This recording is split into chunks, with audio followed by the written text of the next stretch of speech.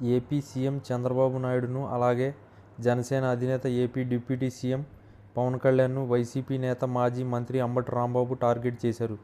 చంద్రబాబు పదే పదే సంపద సృష్టిస్తామని చెబుతున్నారని, ఈ 9 నెలల పాలనలో ఎంత సంపద సృష్టించారో చెప్పాలని ఆయన పేర్కొన్నారు.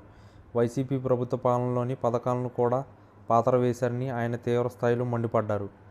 చంద్రబాబు P4 పేరుతో ప్రజలందరినీ ఏప్రిల్ ఫూల్ చేశారని మాజీ మంత్రి అంబటి రాంబాబు ఎద్దేవా చేశారు. ఆంధ్రప్రదేశ్ రాష్ట్రంలో ప్రస్తుత ప్రభుత్వం పాలనలో ఎటువంటి అభివృద్ధి జరగలేదని తేల్చి చెప్పారు. రాష్ట్రంలోని పేదలను మరింత పేదలుగా చేస్తున్నారంటూ అంబటి రాంబాబు విమర్శలు గుప్పించారు. ఆంధ్రప్రదేశ్ రాష్ట్రంలో 2 బంగారు కుటుంబాలు ఉన్నాయన్న అంబటి రాంబాబు, ఒకటి చంద్రబాబుది, మరొకటి పవన్ కళ్యాణ్దని సెటైర్లు వేశారు. లోకేష్ను జనం మీదే రుద్దే ప్రయత్నం చేస్తున్నారు. లోకేష్ డబ్బులు వసూలు చేసి పవన్ కళ్యాణ్కు ఇస్తున్నారని, పవన్ చంద్రబాబు లోకేష్ల నుండి ప్యాకేజీలు తీసుకుంటున్నారని విమర్శించారు. పుట్టినప్పటి నుంచి చంద్రబాబు చేసినవన్నీ తప్పులేనని పేర్కొన్న అంబటి రాంబాబు, ఎన్టీఆర్ దగ్గర పనిచేసి ఆయన పని పూర్తి చేశారని, ఎన్టీఆర్నే లేకుండా చేశారని విమర్శించారు.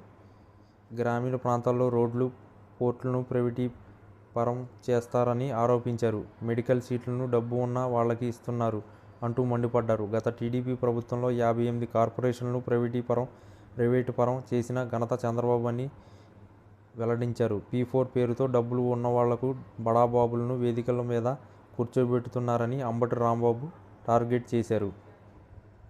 గతంలో చంద్రబాబు జన్మభూమి శ్రమదానం అంటూ ప్రచారం చేస్తున్నారని, ఇప్పుడు P4 పేరుతో కొత్త ప్రచారాన్ని మొదలుపెట్టారని విమర్శించారు. కూటమి ప్రభుత్వానికి నూకలు చెల్లాయని, ప్రజలంతా ప్రభుత్వంపైన తిరగబడే రోజులు దగ్గరలోనే ఉన్నాయని మాజీ మంత్రి అంబటి రాంబాబు జోస్యం చెప్పారు.